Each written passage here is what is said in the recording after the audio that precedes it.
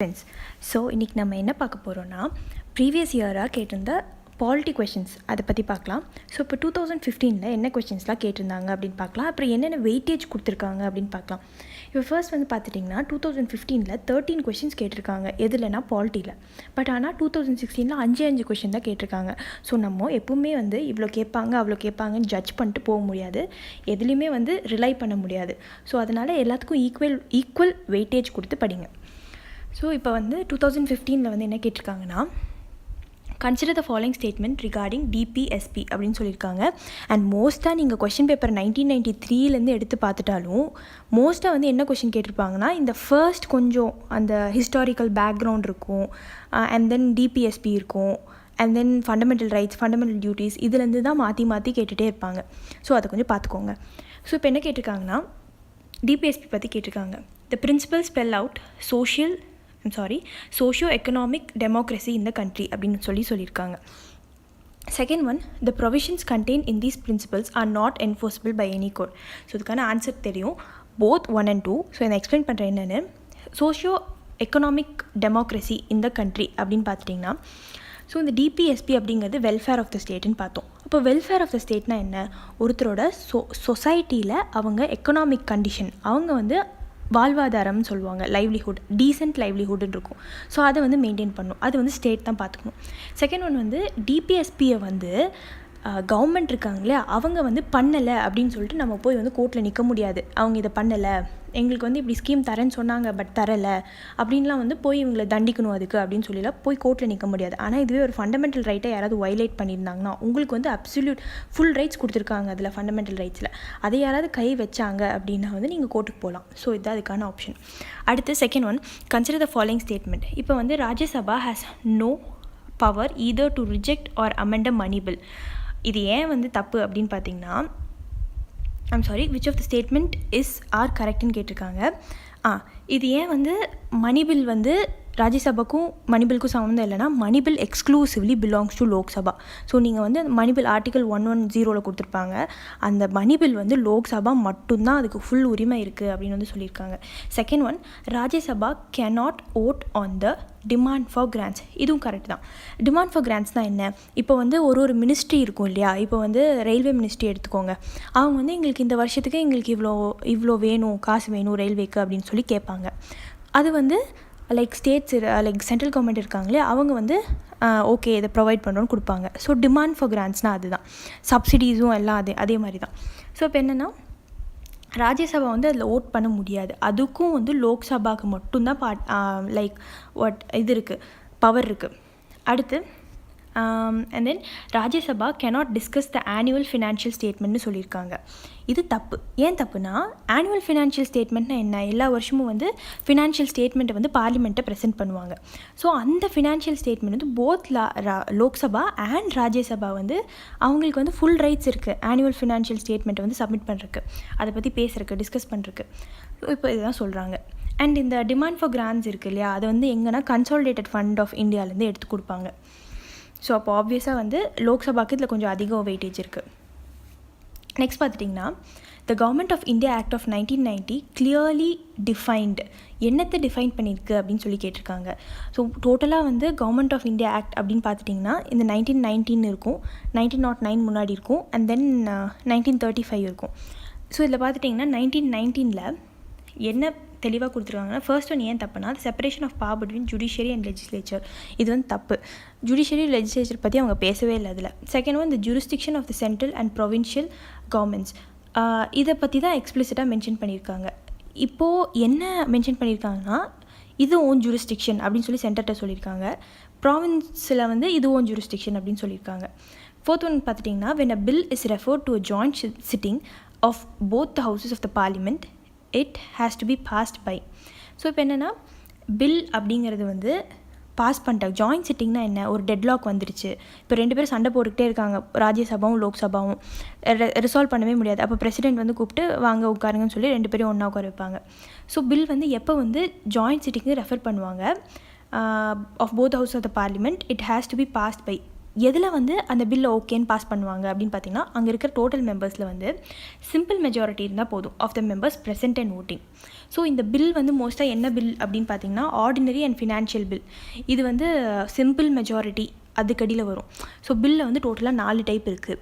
அதில் வந்து money bill, ordinary bill, financial bill, constituent பில்லுன்னு இருக்குது, கான்ஸ்டியூஷனல் பில்.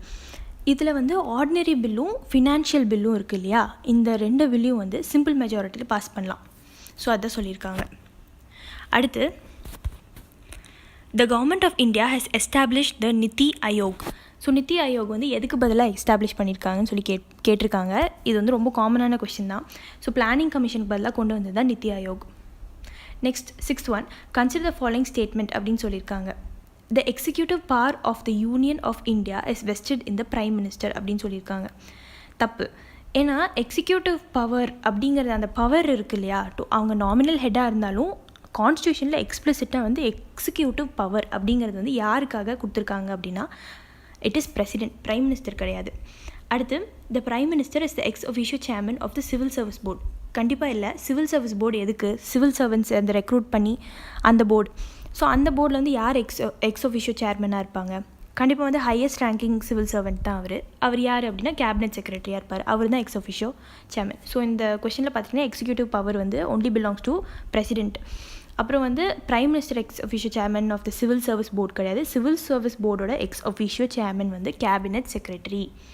அடுத்து, the provisions in the 5th schedule and 6th schedule in the Constitution of India are made in order to 5th schedule 6th schedule என்ன சொல்லுது அப்படின்னு பார்க்கணும்.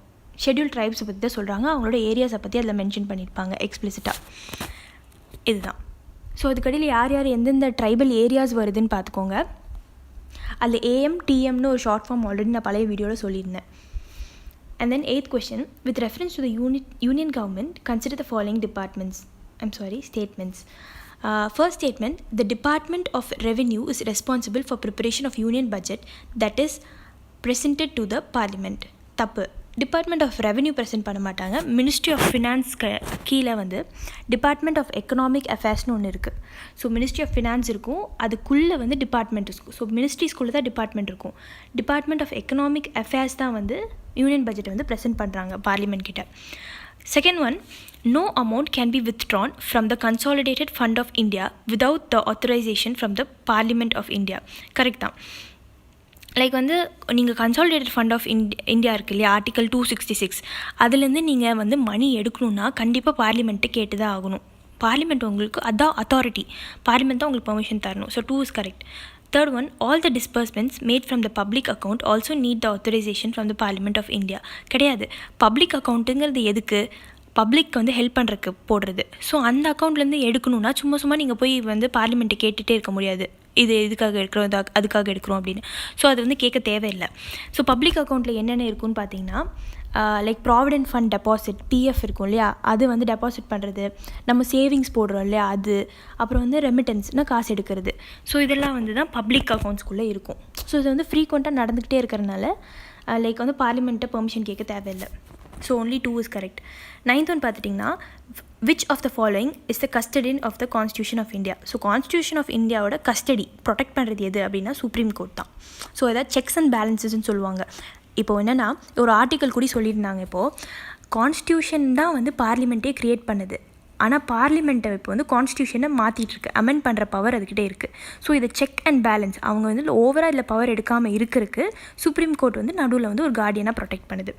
அடுத்து 10th one, which one of the following was given classical language status recently? So இது வந்து 2015 question paper, அதனால் 2014 நடந்த event கேட்டிருக்காங்க. ஸோ எது வந்து கடைசியாக ஆட் ஆனதுன்னு உங்களுக்கு தெரிஞ்சிருக்கணும். ஸோ இப்போ பார்த்தீங்கன்னா அதுக்கு ஒரு ஷார்ட்கட் சொல்கிறேன். இப்போ வந்து கடைசியாக ஆட் ஆனது வந்து ஒடியா, ஆப்ஷன் ஏ.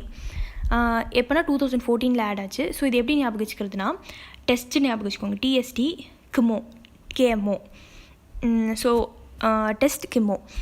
இப்போ வந்து தமிழ் வந்து 2004 ஆட் பண்ணாங்க, சான்ஸ்கிரிட் வந்து 2005 ஆட் பண்ணாங்க, தெலுங்கு 2008, கன்னடாவும் 2008, மலையாளம் வந்து 2013 ஆட் பண்ணாங்க, ஒடியா வந்து 2014 ஆட் பண்ணாங்க. ஸோ இது வந்து எப்படின்னா இது 4-5 அடுத்தடுத்த இயர் வரும்.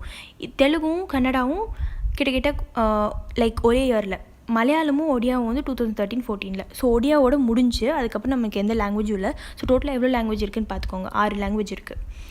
Next one, consider the following statement அப்படின்னு சொல்லியிருக்காங்க.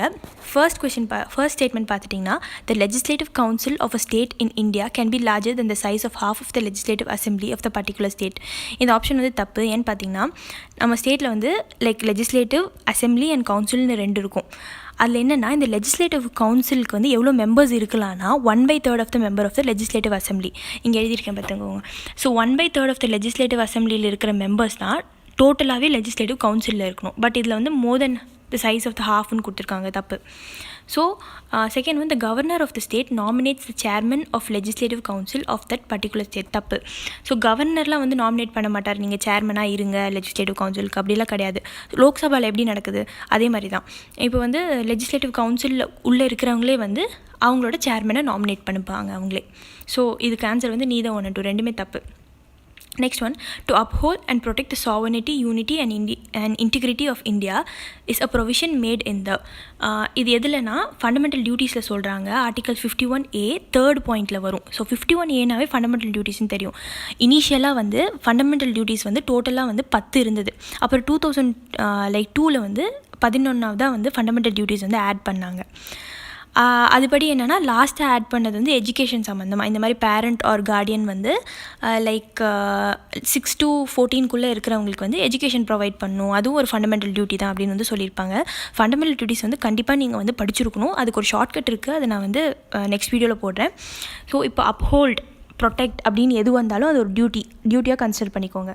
ஸோ வந்து ஃபண்டமெண்டல் டியூட்டிஸ். அடுத்து 13th one, the fundamental object of Panchayat Raj system is to ensure which among the following. Panchayat ராஜ்னாவே 2 பாயிண்ட் தான் நீங்கள் வந்து ஹெவியாக ஞாபகம் வச்சுக்கணும். என்னென்னா, first one, people's participation in development. இப்போ என்னென்னா, காந்தி என்ன சொல்லியிருப்பாருன்னா, கீழே கிராஸ் ரூட்லேருந்து லெவல்லேருந்து வாங்கன்னு சொல்லியிருப்பாங்க. ஸோ இப்போ மேலே சென்டருக்கு நம்ம போயிட்டோம்னா கீழே இருக்கிறவங்க யாருமே அங்கே பார்ட்டிசிபேட் பண்ண முடியாது. ஆனால் அந்த இடத்துல இருந்தால் அந்த இடத்துல இருக்கிறவங்க பார்ட்டிசிபேட் பண்ணுவாங்க.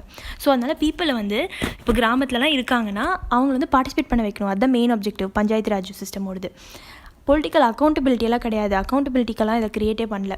தேர்ட் ஒன் பார்த்துட்டிங்கன்னா டெமோக்ராட்டிக் டீசென்ட்ரலைசேஷன். நான் சொன்ன மாதிரி சென்ட்ரலில் மட்டும் எல்லா பவரும் இல்லாமல் கிராஸ் ரூட் லெவல்லேருந்து கொண்டு வரணும். ஸோ அந்த டீசென்ட்ரலைசேஷன் வந்து மெயின் பாயிண்ட் இதில்.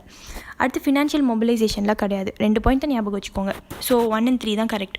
So the ideal of welfare state இந்த Indian constitution is enshrined in it's.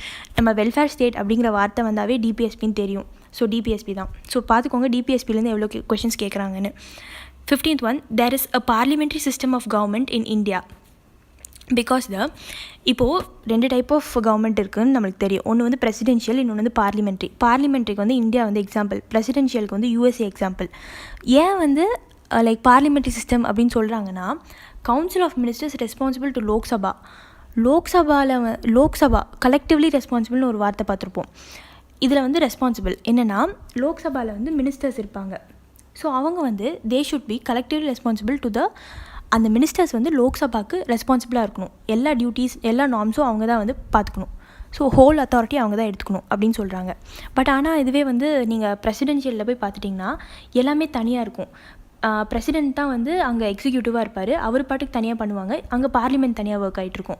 So executive legislative தனித்தனியாக இருக்கும். ஆனால் நம்மளது அப்படி கிடையாது. நம்ம Lok Sabha is definitely council of ministers is definitely responsible to whom, Lok Sabha. So அதுதான் வந்து பார்லிமெண்ட்ரி சிஸ்டமோட ஒரு மெயின் அப்ஜெக்டிவ் அப்படின்னு சொல்கிறாங்க. Okay friends, thank you.